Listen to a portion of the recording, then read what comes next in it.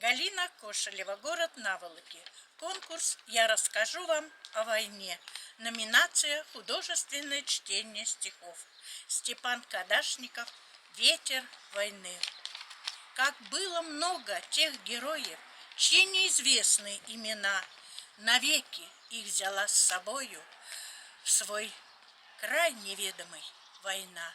Они сражались беззаветно, патрон последний берегли.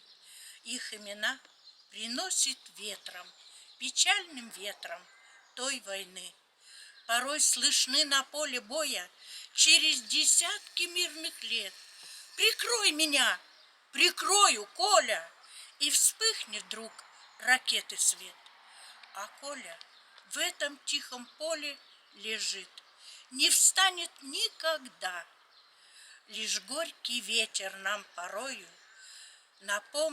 напомнит страшные года. Сегодня мало кто заплачет, придя к могилам той войны. Но это все-таки не значит, что позабыли Колю мы.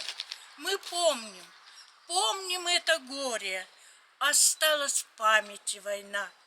И русское родное поле приносит ветром имена.